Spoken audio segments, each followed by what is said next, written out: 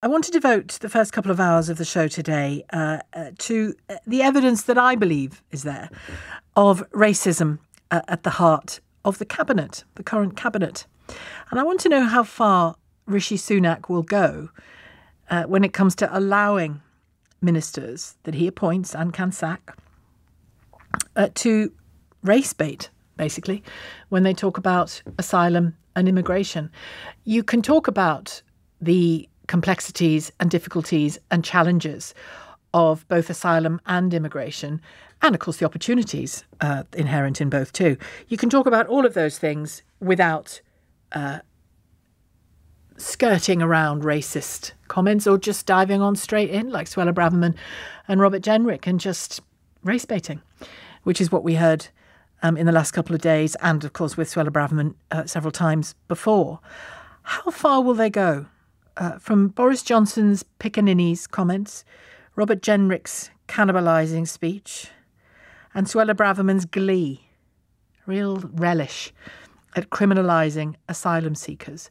And all along, Rishi Sunak, the Prime Minister, somehow gets away with it, lets them get away with it and gets away with it. And I don't want him to get away with it. You can decide for yourself how you vote, who you vote for, of course, as is right. You can decide for yourself whether or not you're as appalled as I am at what's happening at the very top of our politics and at number 10, and in our government. I think it's appalling. And we should be, stopping in our tracks. I'm stopping in my tracks and hope you'll be stopped in yours to call me and talk about it.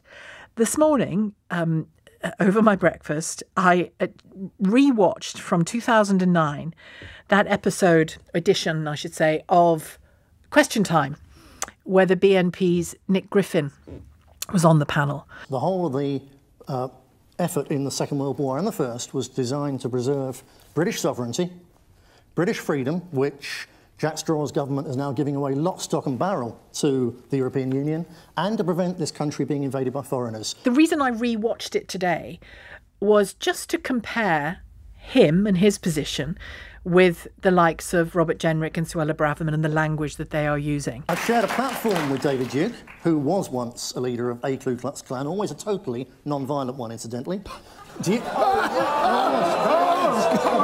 Let's remind ourselves of what Robert Jenrick and Shelagh Fogarty have said over the last few days. Here's Jenrick, first of all, speaking at a policy exchange event. Excessive, uncontrolled migration threatens to cannibalise the compassion that marks out the British people. And those crossing tend to have completely different lifestyles and values to those in the UK, and tend to settle in already hyper-diverse areas, undermining the cultural cohesiveness that binds diverse groups together and makes our proud multi-ethnic democracy so successful. I'd also urge you to have a look at Dame Louise Casey's 2016 report, not a hugely long report, very readable, very digestible report that was commissioned by the government at the time and then ignored by the subsequent governments, all Conservative governments, on diversity and cohesion in the UK. How it should work, how it could work, but how in reality it does work in some communities, not all. That's interesting too. 2016, that's from. Let's hear from the Home Secretary, Shelagh Fogarty. She was talking to Nick Ferrari on LBC yesterday. Here's a flavour. Uncontrolled and unprecedented levels of illegal migration are totally unacceptable to our country and to our values. People getting on a boat unlawfully without a legal basis to be in the United Kingdom, paying thousands of pounds to criminal gangs, sometimes doing so tragically, fatally so, is unacceptable. And that's why the Prime Minister made stopping the boats one of his 5 key pledges at the beginning of the year. That's why we're introducing measures to stop this. The question I was asking him, Secretary, would you use a word such as cannibalise? I think that the people coming here illegally do possess values which are at odds with our country. We are seeing heightened levels of criminality when related to the people who have come on boats, related to drug dealing, exploitation, prostitution. There are real challenges which go beyond the migration issue of people coming here illegally, and we need to ensure that we bring an end to the boat crossings. The values thing, they don't share our values. I, this morning on Twitter, just partly with this programme and these conversations in mind, started to tweet about the people that I meet every day. I'm sure you do as well. And I was inviting people to tweet, people from other countries who live and work here in all kinds of shapes and sizes, and just remind ourselves of their humanity and their contribution and their neighbourliness.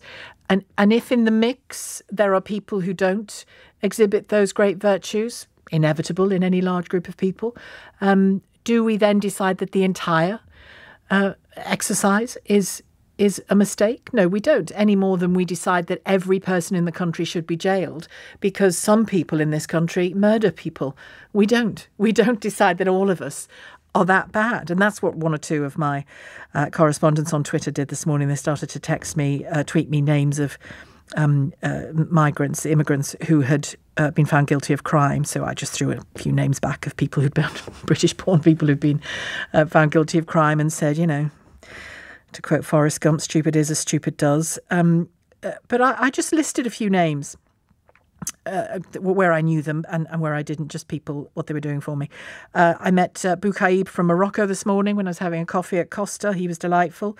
I have a builder from Romania called Alex coming to my house at the weekend to fix my gate post. One of my family members is just being discharged from hospital as we speak after being looked after by Irish, Indian, Southeast Asian and Scouse nurses and doctors and healthcare assistants and physios. The station cafe I go to every morning, Bangladeshi, Indian, Turkish. The Turkish owner has asked my advice on the best schools in the area. So that sounds like quite British values to me, or quite valuesy, as I put it. And loads of you joined in the thread and said, named the people that you'd met or the colleagues that you work with, the friends that you have. And that doesn't take away from any of the complexities of immigration and asylum. That's not what this is about. So don't bother ringing to tell me I'm naive. I'm not naive. I know it's complicated. I know it's difficult, and I know it's being made more difficult by the movements of people around the globe at the moment because of conflict and other issues. So it's not naivety, but there has to be a way to do it without race baiting. That's my point. And I think the Prime Minister, Rishi Sunak, needs to tackle it.